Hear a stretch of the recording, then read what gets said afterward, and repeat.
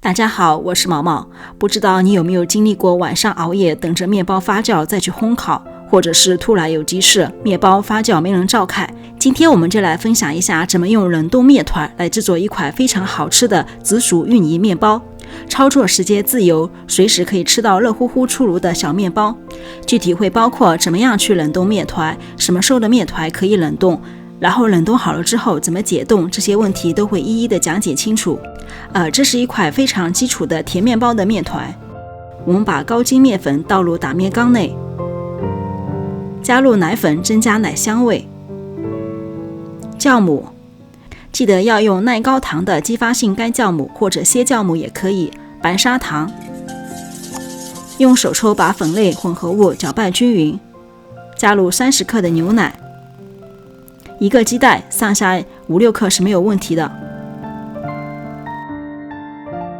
最后加入冰水来保持面团的温度，最后预留5到10克的水，根据自己的面粉的吸水性来做调整。上机器搅打之前，我们用筷子或者是硬的东西把这些材料稍微混合成团，这样的话可以缩短机器的打面时间，因为现在天气热了，如果你打面时间过长的话，会导致面温过高。稍稍大概成团之后，我们就把它放在机器上，用低速开始搅打，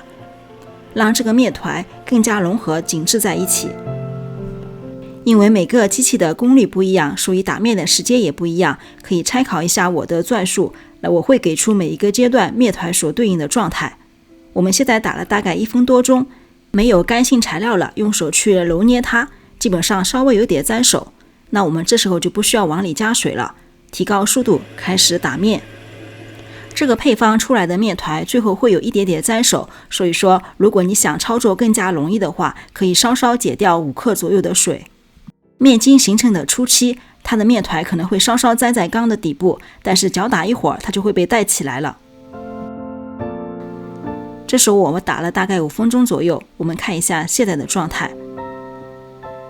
这时候你用手去拉模是拉不出来的，然后用手一扯也就断了，所以说这时候面筋它刚刚开始形成，还没有达到我们想要的扩展阶段，也就是7-8成筋的时候，我们继续开始用同样的速度打面。打了大概9分钟左右，现在的模拉出来是可以成一个厚的薄膜，然后洞口呢呈锯齿状，这时候就达到我们的扩展阶段了。我们加入盐和室温软化好的黄油，黄油一定要彻底的软化。加入黄油之后，一定要用低速开始搅打，因为黄油是油脂，它比较滑，如果是速度太快的话，会导致面筋搅打的不均匀。如果你的黄油没有软化的很好的话，可以把面团稍微剪成小块，黄油放在手心里面稍稍给它揉软，这样的话有助于两者的融合。当低速搅打到周围看不见大的黄油块的时候，我们就可以提高速度开始打面。黄油的加入相当于给面筋来了一个重组的过程，所以说面团会稍稍的变稀一点，这是非常正常的。甜面包的面团的筋度没有吐司那么高，基本上达到9成左右就可以了。我们用剪刀剪一块下来，切面是非常光滑的。面温在26度左右，最好是保持在26到28度。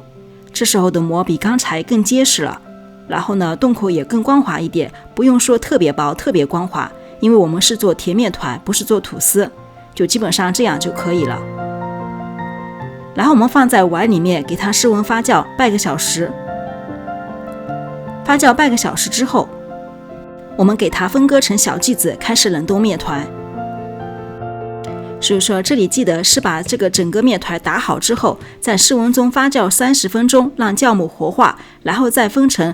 做甜面包的话大概是65克左右一个小剂子，然后把它滚圆之后去冷冻，不是说你打完面直接去冷冻，这里是把它分割好之后，给它折过来滚圆，然后放在垫有保鲜膜的烤盘上，直接放到冷冻室去冷冻。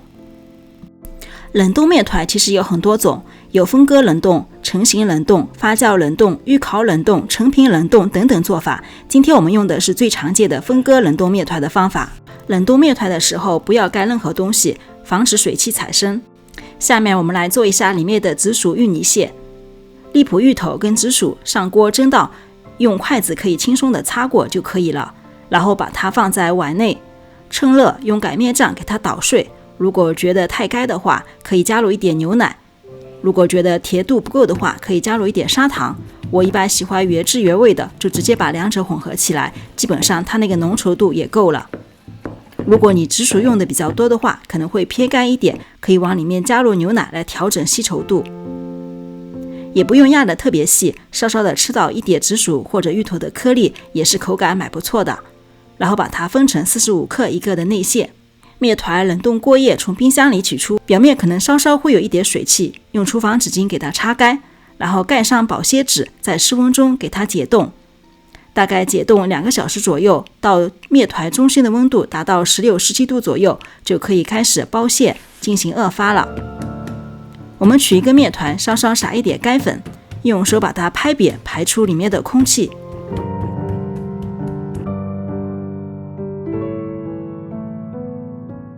放上一个紫薯馅料，然后用虎口稍稍的把它收紧。这里跟做蛋黄酥不一样的是，不要用虎口把面团往上提，就稍稍的给它收紧即可，要不然的话那个馅就不会在中间了，会造成面包这个底部太厚，上面又太薄。然后把它稍稍滚圆就可以了。如果你想吃那种扁扁的，你就可以把它压扁，我觉得这样高高的也挺好看的。我们看一下，就是这个虎口，只要把它底部给它收一下就可以了，不要一直用虎口往上提，底部只要给它捏紧就可以。包馅的时候，我再来说一下这个冷冻面团，记得是在打好面之后，然后发酵半个小时，分割滚圆之后去冷冻。冷冻的时候不要盖上任何保鲜膜，如果你盖保鲜膜的话，里面的热空气遇冷会形成水汽，水珠滴在面团上的话，就会造成表面的组织不好。你看我们没盖东西，表面都会有一点点的水汽，所以说千万不要盖上保鲜膜。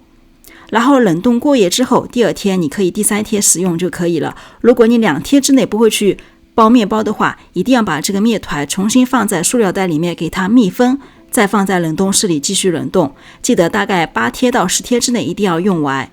最好就是8天到10天之内用完。都包好之后，我们去进行2发，2发的温度是大概35度，70%的湿度，发酵大概50分钟左右，到体积明显变大，大概有2倍大，用手去触碰不会回弹就可以了。进炉之前，我们稍稍刷上一层全蛋液，让表面上色更加好看。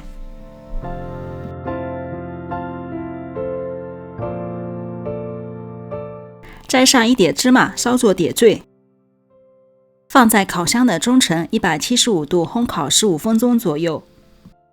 烤好的面包表面金黄，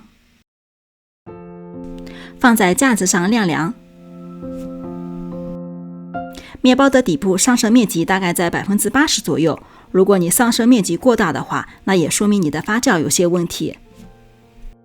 这样我们用冷冻面团的方法做成的紫薯芋泥包已经做好了。稍稍放凉之后，我们来看一下里面的组织，非常柔软，